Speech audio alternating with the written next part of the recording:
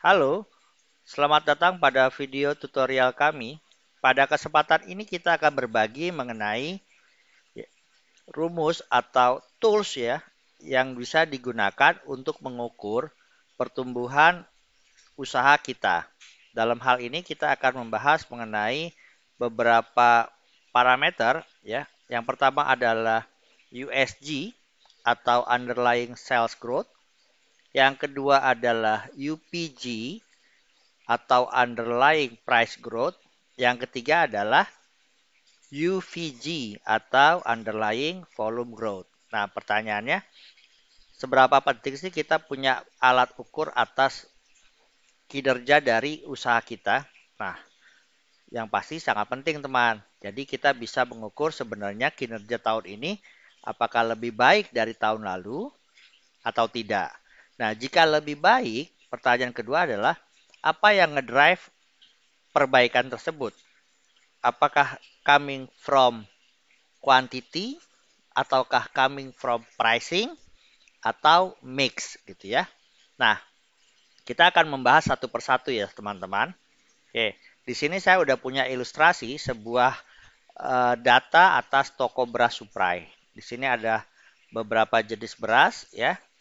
Nah, ini adalah data jualan tahun lalu yang warna ungu dan yang warna hijau adalah data jualan tahun ini. Nah, untuk menghitung USG, UPG, dan UVG, ya informasi apa yang kita butuhkan?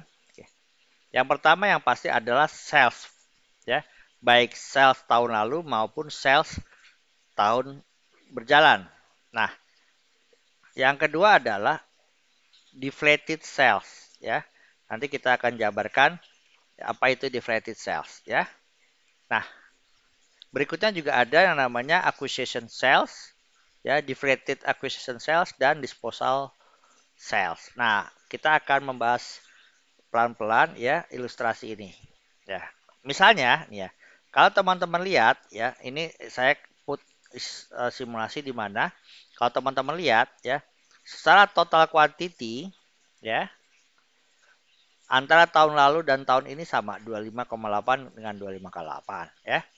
Dan kalau teman-teman lihat harganya pun sama sehingga membuat jualannya itu ya sama gitu ya. Jualannya itu sama. Maka kalau kita lihat USG-nya 0. Oke, kita akan bahas satu persatu ya. Ya. Jadi apa itu USG? USG adalah membandingkan plek-plek sales jualan kita tahun ini versus dengan jualan kita tahun lalu ya. Dikurang dengan akuisisi sales ya. Dibagi ya, jualan tahun lalu dikurang dengan disposal sales. Kenapa harus dikurang dengan sales acquisition dan sales disposal ya? Karena misalnya gini, sebagai ilustrasi ya. Misalnya tahun lalu kita punya jualan beras Jepang.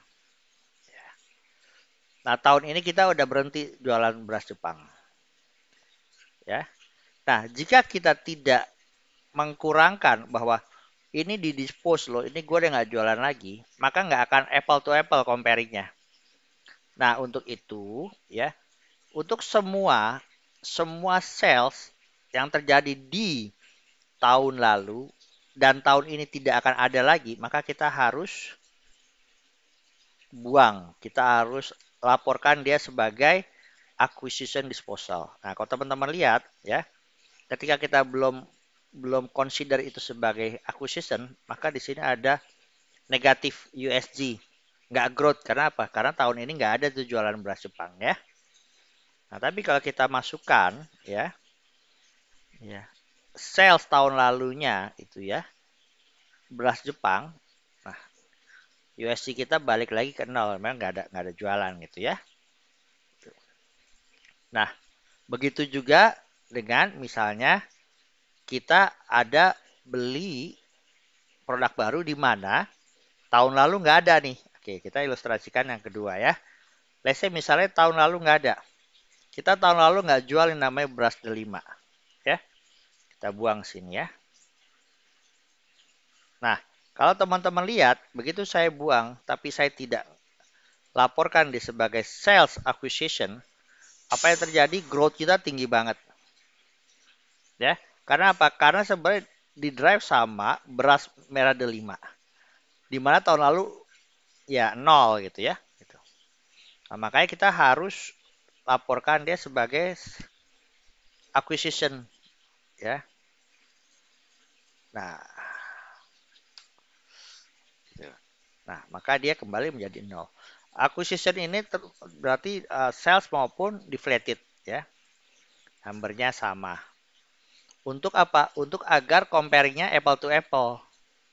Jadi kita nggak bisa ngebandingin total sales 2000 tahun ini versus tahun lalu, di mana tahun ini kita ada produk baru. Oke teman-teman, bisa dipahami ya. Nah, jadi USG itu adalah plek-plek, rumusnya adalah sales tahun berjalan tahun ini dikurang dengan sales acquisition, berarti adalah produk baru yang jalan di tahun ini dibagi dengan sales tahun lalu ya dikurang sales disposal. Artinya yang tahun lalu ada dan tahun ini tidak ada. Itu namanya sales disposal. Oke. Nah, sekarang kita ke topik nomor 2. Underlying price growth. Nah, pertanyaannya seperti gini. Tadi seperti saya bilang gitu ya. Apakah growth kita itu di drive dari volume atau dari price atau mix ya? Nah, kalau misalnya underlying price growth, berarti yang akan dianalisa adalah pricing-nya. Ya. Nah, rumusnya adalah sales tahun berjalan dikurang acquisition, which is akan menjadi net net sales-nya kita gitu ya. Sales apple to apple dibagi dengan deflated sales dikurang deflated sales acquisition. Apa sih deflated sales? Gitu ya. Karena dia ingin mengcomparing pricing, maka deflated price itu adalah quantity tahun berjalan dikalikan dengan price tahun lalu. Itu adalah deflated price, ya. Nah, misalnya ini di sini kan 22.800 ya. 22.800 coming from sales quantity ini dikalikan dengan price tahun lalu. Nih ya. Kalikan dengan price tahun lalu.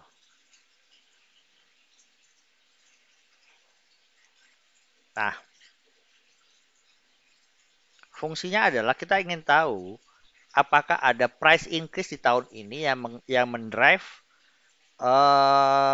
growth kita. Misalnya saya coba ganti nih. 12.000 ini sama ya, tahun lalu 12.000. Volumenya kita bikin sama dulu deh ya. Kita naikin harganya 13.000. Nah, apa yang terjadi ya? Sales kita naik ya, USG kita naik ya. Drive by UPG naik equal with USG. And UVG tetap 0 stay. Karena apa? Karena volume kita nggak naik ya. Volume kita nggak naik. Oke. Nah, di sini deflated sales dikurang deflated sales acquisition. Jadi karena biasa rumusnya sales deflated itu adalah jika prior year zero, then use deflated with current price gitu ya. Makanya di sini harganya sama. Nah, maka untuk menghindari double maka dikurangin dengan deflated sales acquisition. Sama konsepnya dengan sales acquisition gitu ya. Untuk mendapatkan net deflated yang apple to apple antara tahun lalu dan tahun ini. Nah, parameter yang ketiga adalah underlying volume growth ya. Di sini rumusnya adalah deflated sales dikurang deflated sales acquisition ya dibagi dengan sales tahun lalu dikurang sales disposal ya minus one, semuanya minus one ya, semuanya minus. Karena kita ingin mendapatkan increase-nya itu ya berapa. Nah, coba kita ilustrasikan ya. Let's say kita ilustrasikan ya. Oke, price-nya saya bikin sama lagi tadi ya. Nah, ini 0 to 0 ya. Nah, let's say misalnya volume ini naik significantly. Nah, apa yang terjadi? Nah, USD kita naik 11,6%. Ya. UPG kita 0 karena tadi price saya balikin. Tapi UVG kita naik 11,6%. So our USG ya is driven by UVG, kenaikan volume ya, kenaikan volume. Nah, kalau mix gimana? Ya kalau mix berarti ya ada kenaikan volume, ada kenaikan price juga ya. Ada mungkin di sini mungkin volumenya turun ya. Nah, teman-teman bisa lihat nih volume turun gitu ya. Tapi price-nya naik gitu. Nah, mungkin di sini kayak sini volume turun gitu.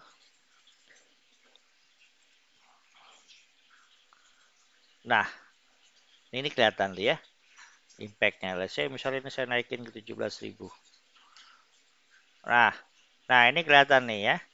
Jadi USD kita positif ya. Mostly driven by UPG, kenaikan price yang signifikan. Although volume kita turun gitu ya. Nah, dengan tiga parameter ini kita bisa melihat ya sebenarnya apa yang mendrive naik turunnya growth kita ya.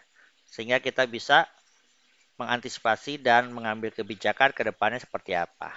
Oke, teman-teman, demikian berbagi kita mengenai bagaimana kita dapat mengukur ya tingkat pertumbuhan atas usaha yang kita miliki.